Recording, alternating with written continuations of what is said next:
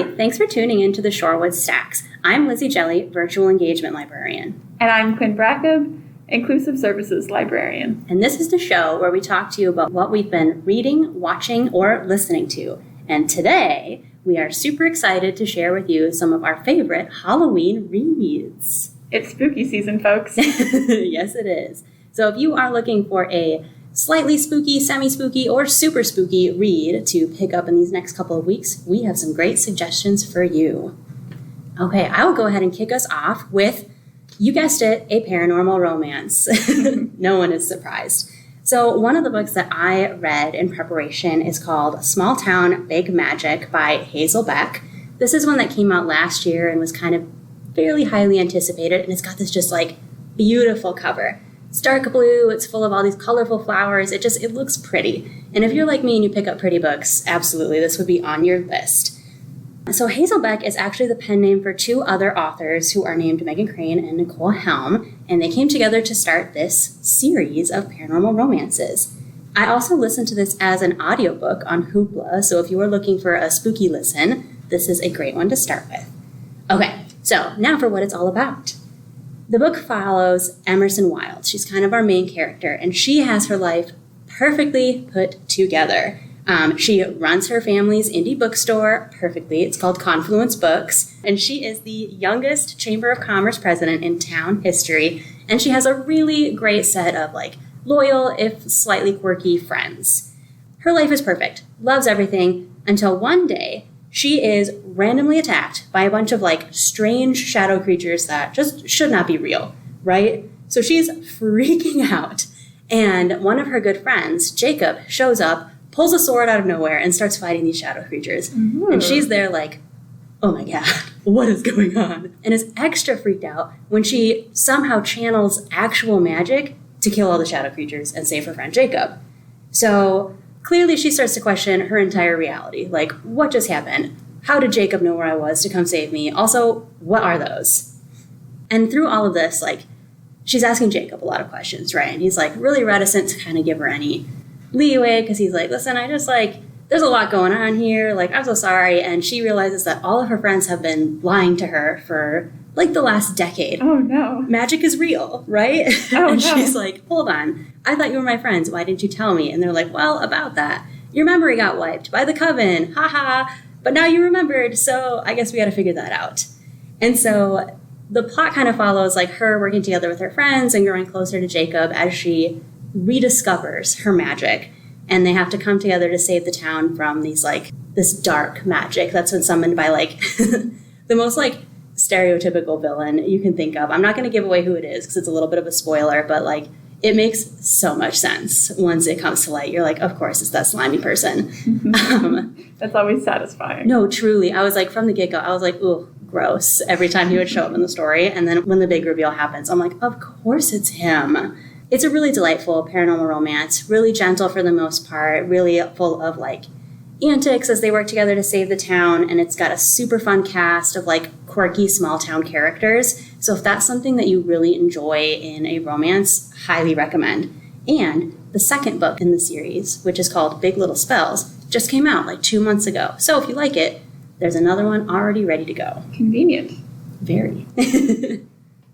Sounds intriguing. I love a conspiracy plotline that's actually an amnesia plotline. No, that's right? An interesting choice. It's just so funny because Emerson is so by the book, spreadsheet girly, has her life put together. And for her to realize that she's missing all that knowledge, it's just so hilarious to watch her come to terms with that and try to make a spreadsheet to figure it out.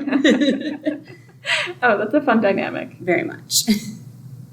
All right, what was one of your books, Quinn? I'll start with the one that I read first, which was Carmilla by Sheridan I should have looked up how to pronounce this. Le Fanu? I don't know how to pronounce Irish. But anyway, he was an Irish Gothic horror writer. Carmilla is sort of one of the classic OG vampire novels. Or it's actually a novella. It's pretty short. But it was written about 25 years before Dracula. Ooh. And it is about a vampire who is a young woman. And it is gay. It is extremely gay. It's actually very funny because of censorship, the author keeps breaking in with little asides being Now, I know this looks like lesbians, but I promise it's just a vampire feeding on a young woman. There's no sex happening, I promise. It's gay.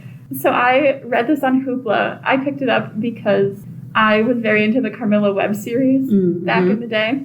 I don't remember what year it came out. A little while ago now. A few years ago, I think. A few years ago. But I wanted to know the real story behind the web series.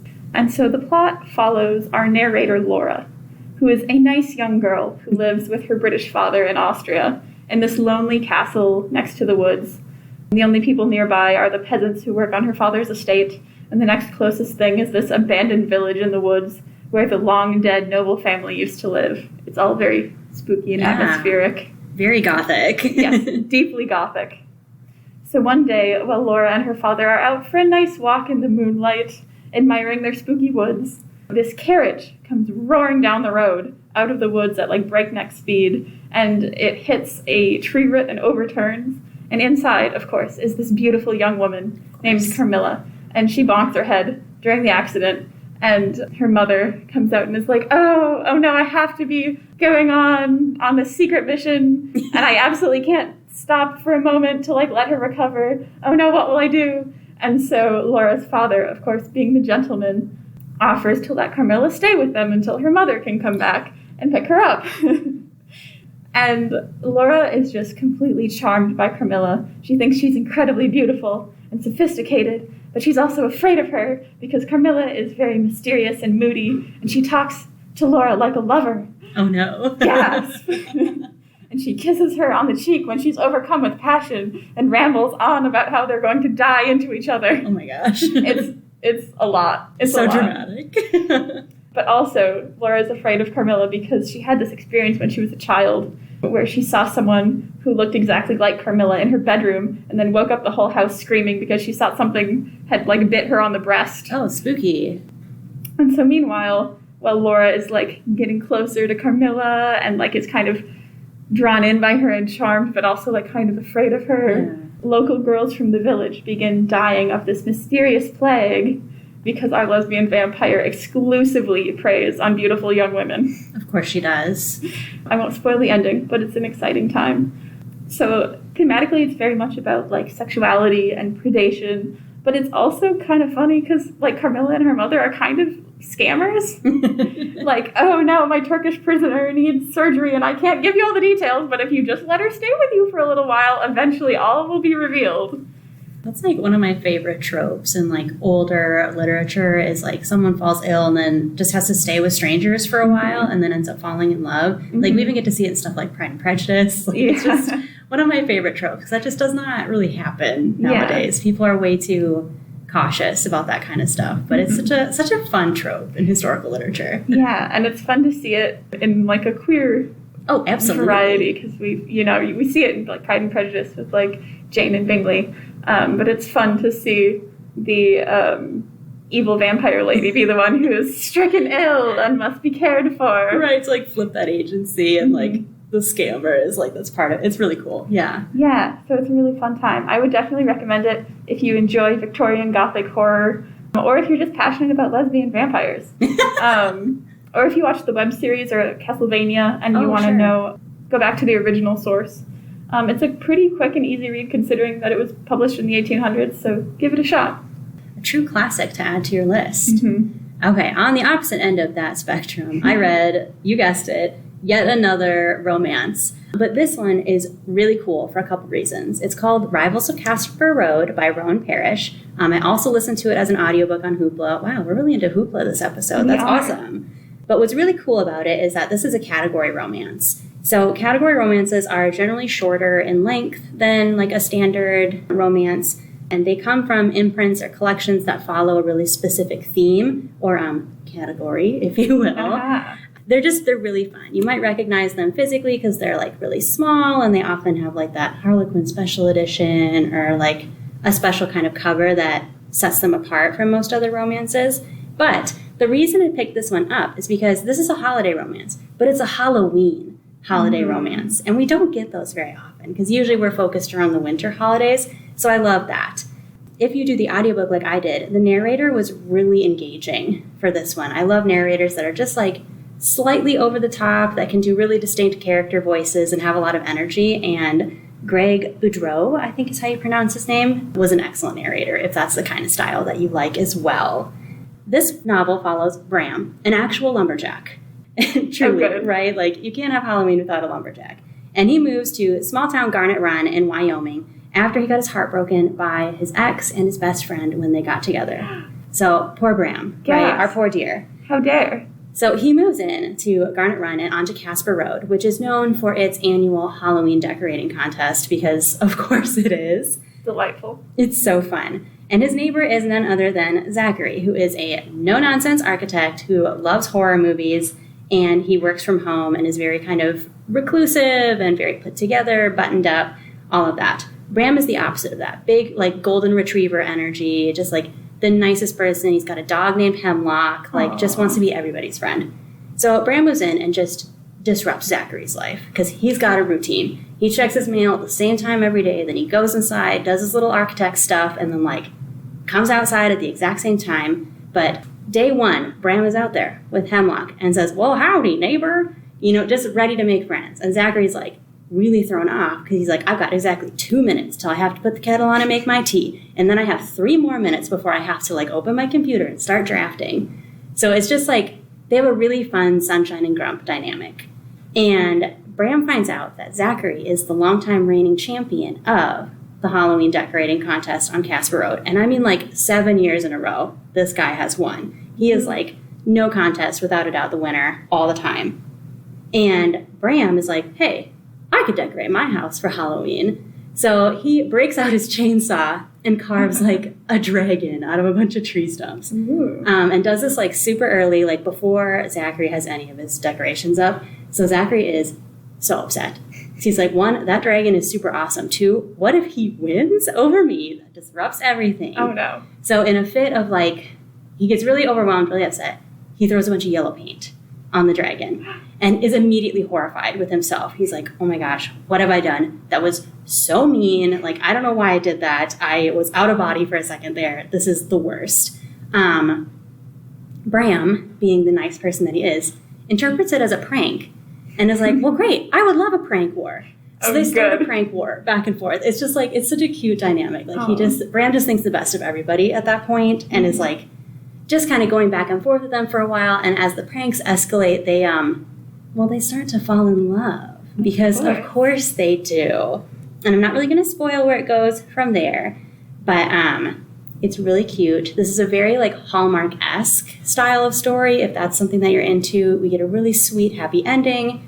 And we get a really great cast of, like, small town Wyoming characters who, like, create this really, just like a really cute little small town energy where everybody is good and nice. Like, there's no villain in this story. Everybody is just excellent. And there's a really cute part of the story where Zachary and Bram work together to create cat shelters for the stray cats of the town. I know, it's so cute. Because Zachary is, like, he's an architect, so he does, like, all the plans, and then Bram helps him make, it's adorable. That sounds adorable. Truly. Like, if you want, like, just a really wholesome Halloween read, this is it. Like, I cannot recommend anything more wholesome. 10 out of 10 from me. That sounds delightful. I love when the grumpy one is soft for the sunshine one. I know. It's like, such a good trope. It just always hits. It's just so cute. I love, like, Sunshine and Grump is one of my favorite tropes in romance anyway, but this one is just, like, it's so perfect in how it manifests. And just, like, Bram is adorable. And as you get to know Zachary, you really warm up to him as well. That sounds delightful.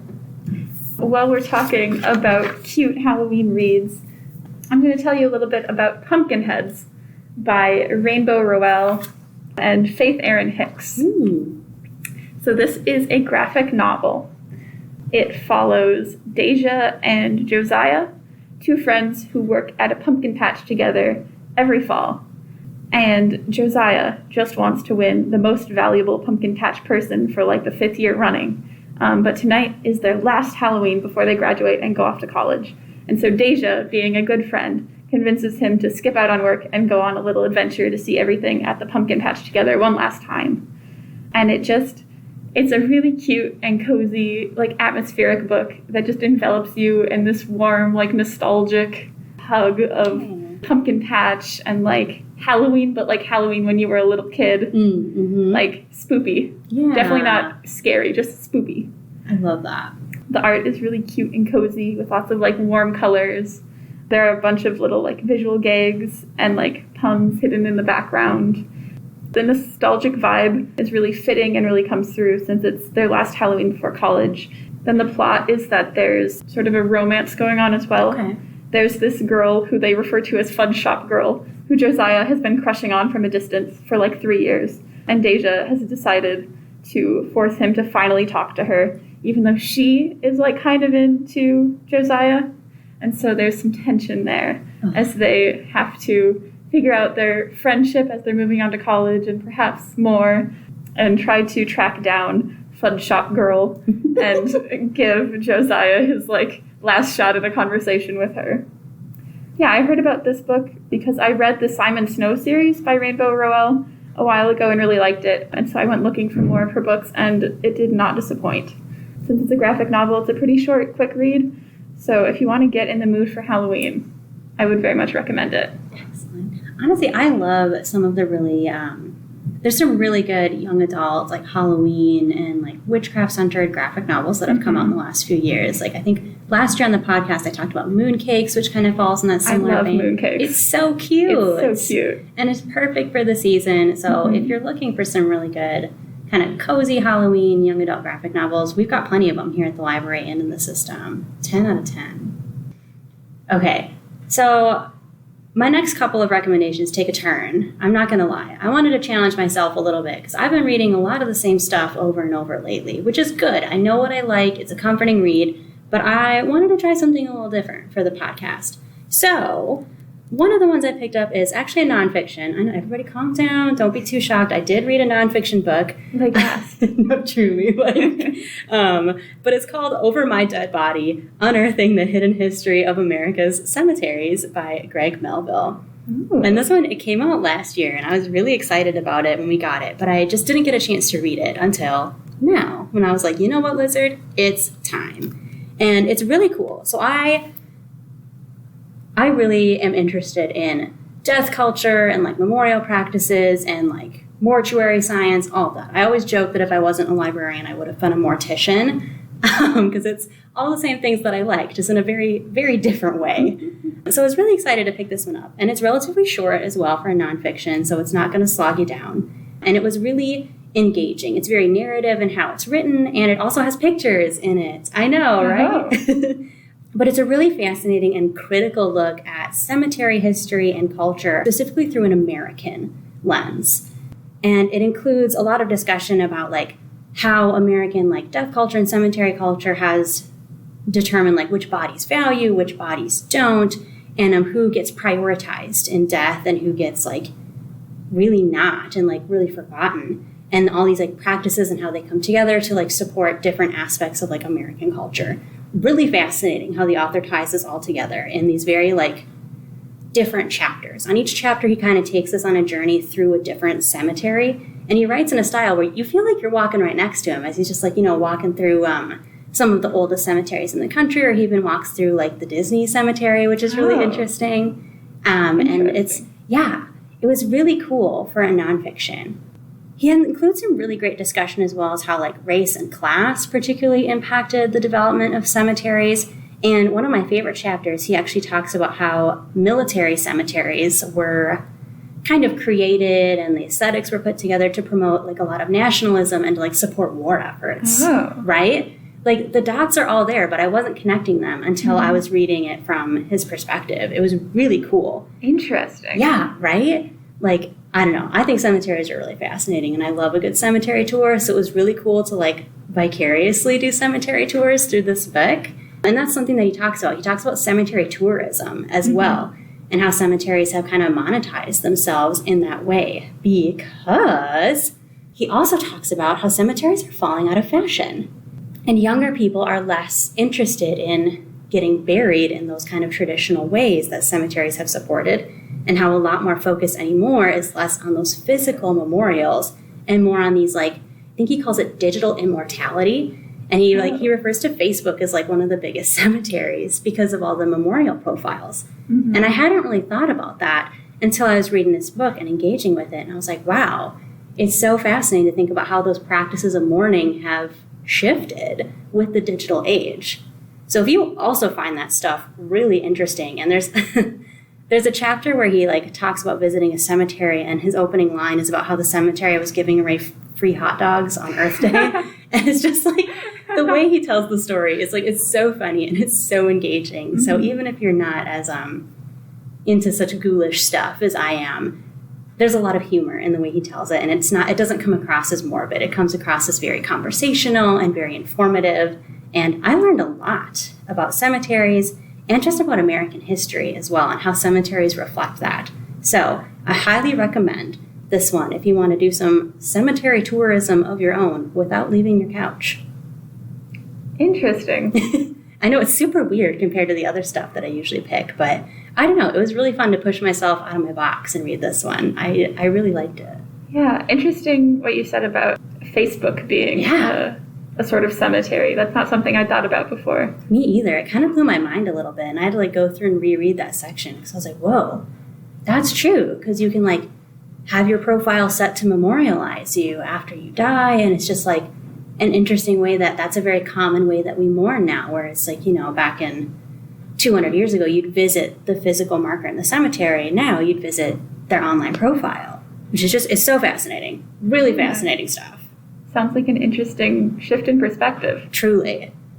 So if you want to, open your horizons a little bit about cemeteries, highly recommend Over My Dead Body. Also, what a great title. A great title.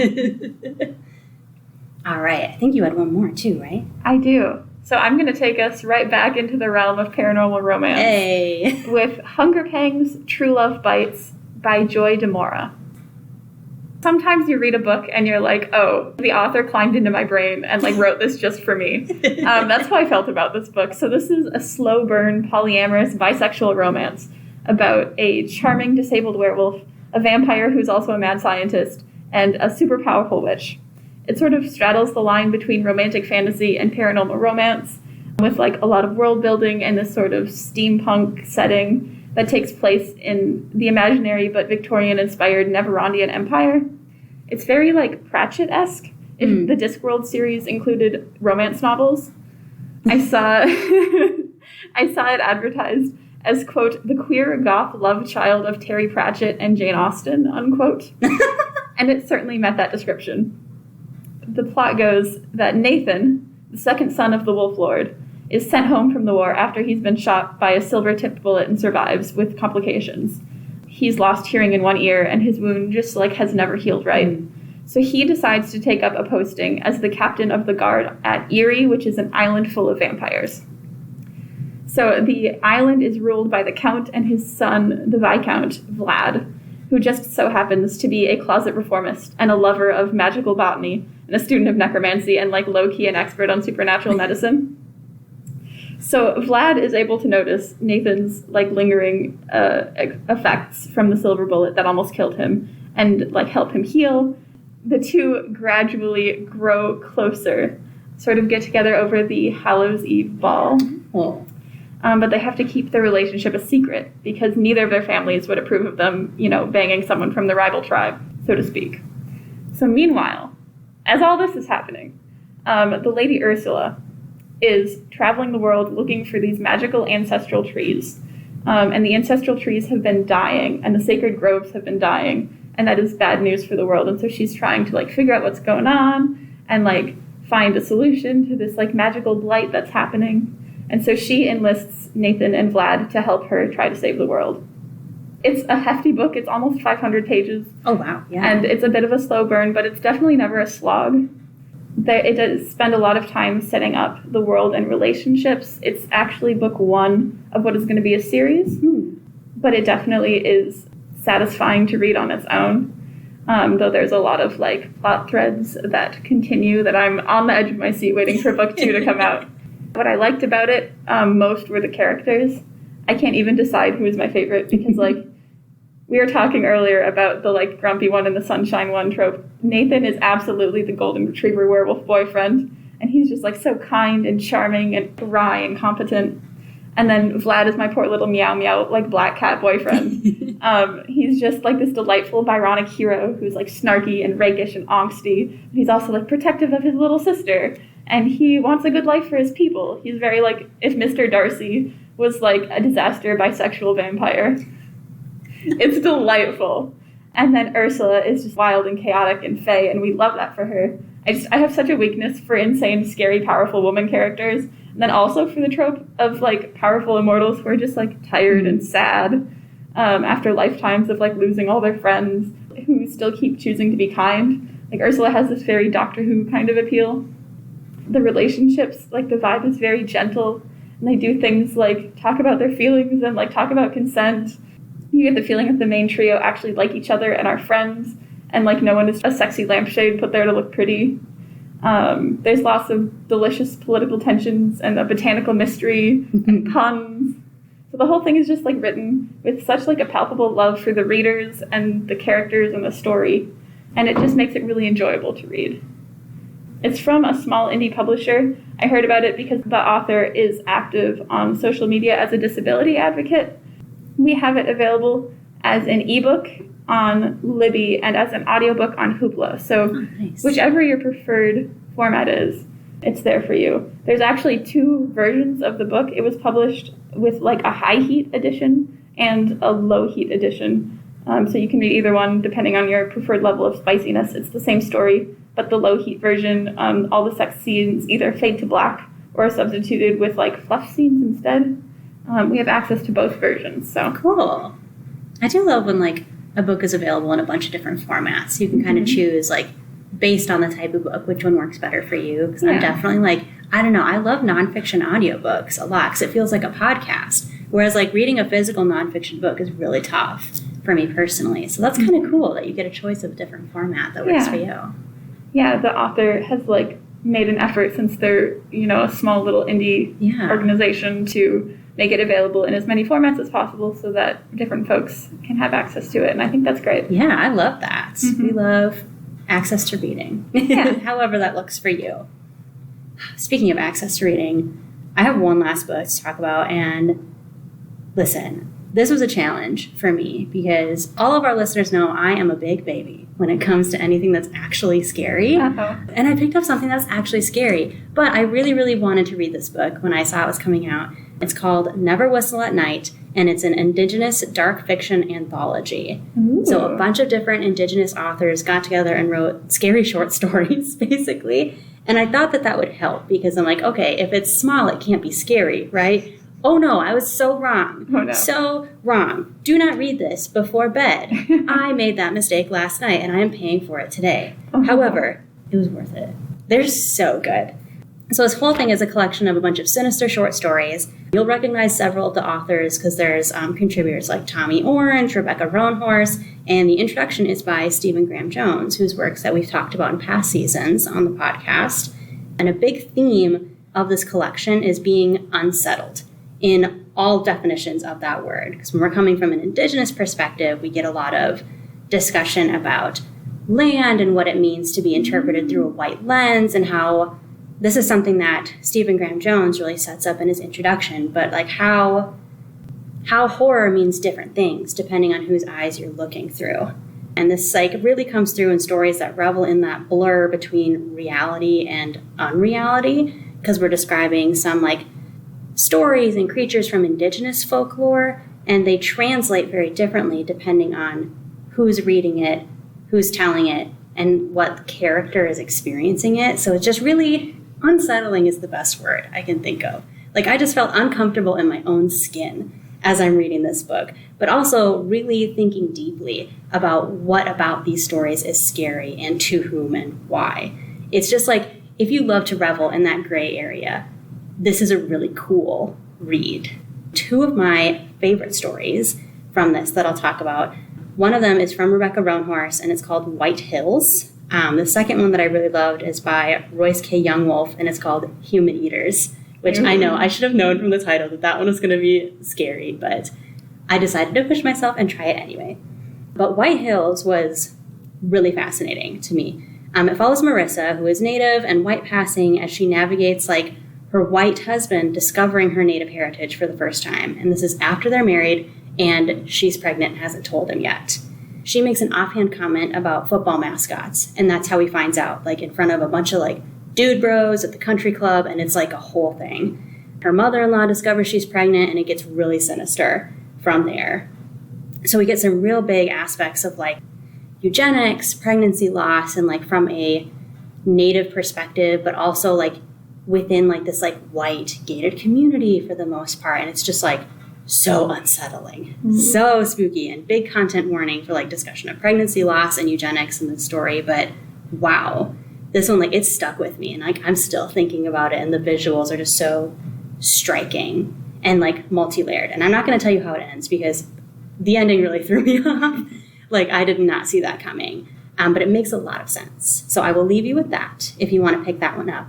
And then I will talk about Human Eaters, which was like, I thought that, again, I was like, oh, if it's small, it can't be scary. This is a 10-page story. How bad could it be? Oh my gosh, I did not sleep.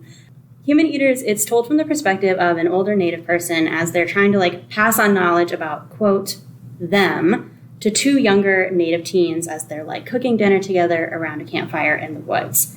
And so the elder that's telling the story kind of takes it as their responsibility to pass on knowledge of the past, knowledge of their heritage to the younger generation. And so they keep talking about the horror of like them who live unseen around us, like at the edges of our vision, and what it means for like Indigenous and Native peoples today to have lost the ability to see them and the ability to engage with them and that kind of stuff.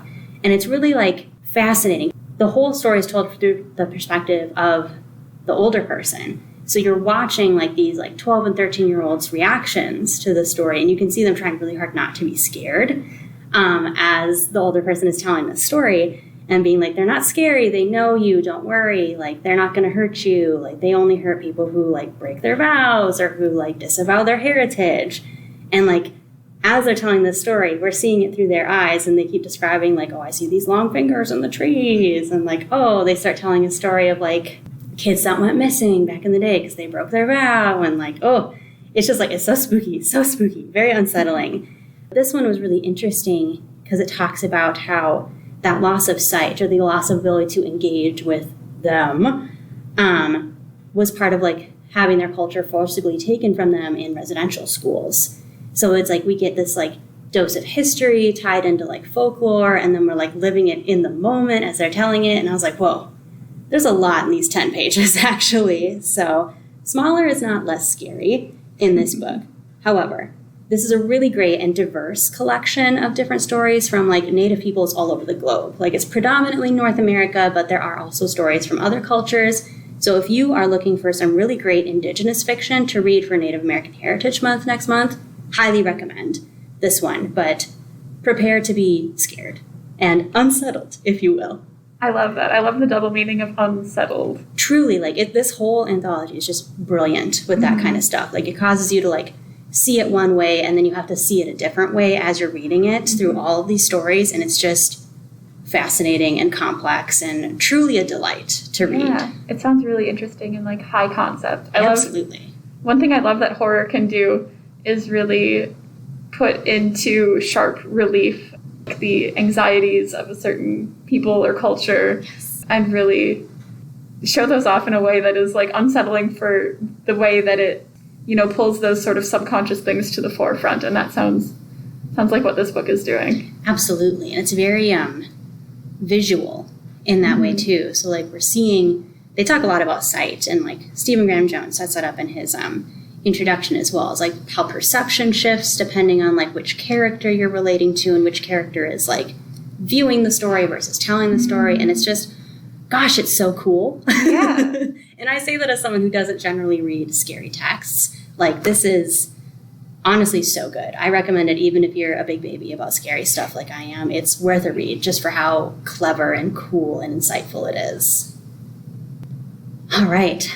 Well, we've given y'all a lot to think about in terms of some Halloween reads and a bunch of different angles. As always, if you have any questions for us, feel free to reach out. Until then, stay safe and be well. As always, if you have any questions or comments for your hosts, you can email us at shorewood@mcfls.org. You can find us on Podbean, Spotify, or iTunes. Until next time, thanks for listening and be well.